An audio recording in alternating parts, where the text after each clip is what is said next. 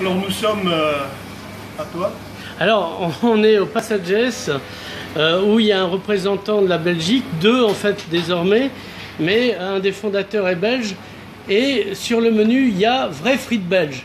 Alors on est allé avec notre testeur Yann Bucois, friteur en chef, et qui va expliquer à notre ami Momo et son camarade catalan comment faire une vraie frite belge. Curateur du musée de la frite en Asie.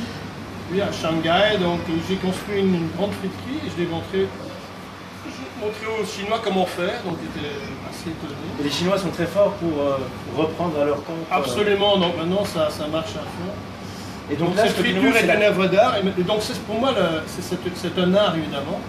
Donc ce que je montre ici, oui, c'est comment couper la frite au départ.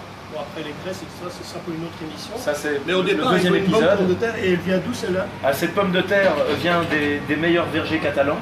Oui. Et c'est une variété tout à fait adaptée pour la frite. Okay. C'est une agata?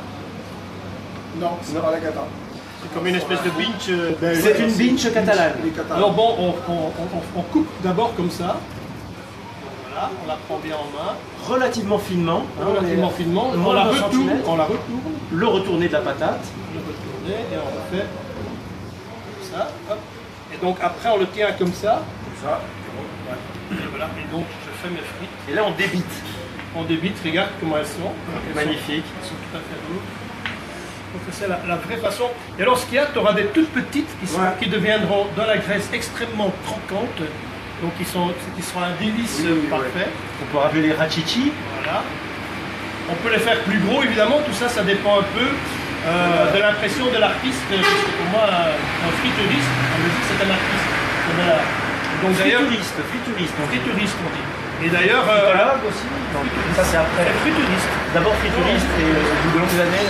Et donc moi d'ailleurs, après il faut un torchon, le torchon cuisine. Oui, on a des torchons propres d'ailleurs. Donnez-moi ça. Voilà, très bon modèle.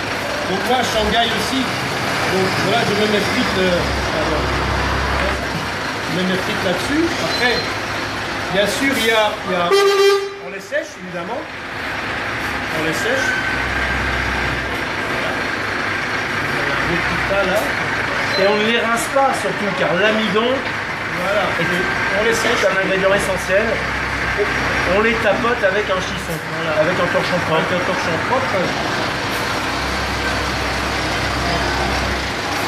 Voilà. Et alors, après donc bien sûr, ce torchon il continue à servir, puisque bon il y a de la graisse, il y a des taches, tout ça.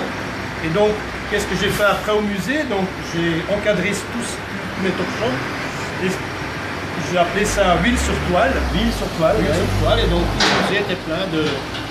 Bon, la friture qui était une œuvre d'art, évidemment, c'est bien. Tout le musée était plein de huile sur toile. Donc, après, vous avez des œuvres d'art, des pièces uniques parce qu'il y a afficher, vendre sur le marché de l'art.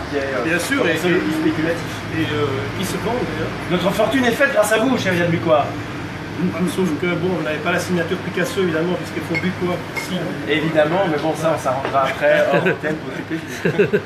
Et donc voilà, bon, la prochaine émission, ce sera donc bon, la Grèce, le de la Grèce, etc. On reviendra donc. La Grèce, on ne parle pas du pays, hein, ni de la dette de la Grèce. La dette de la Grèce, ouais. Et voilà, donc c'est place Rigaud. Donc, place Rigaud, 12 place Rigaud, à bientôt. Non. Et c'est tous les midis ou... On est ouvert le midi, le soir, et on fait des nocturnes tardives les vendredis et samedis. On peut vous nourrir après le spectacle. Et ma première appréciation a été donc excellente. Excellent endroit, excellente frites. Merci. Ça vaut le détour. Bravo messieurs. Merci. Merci à vous. Merci.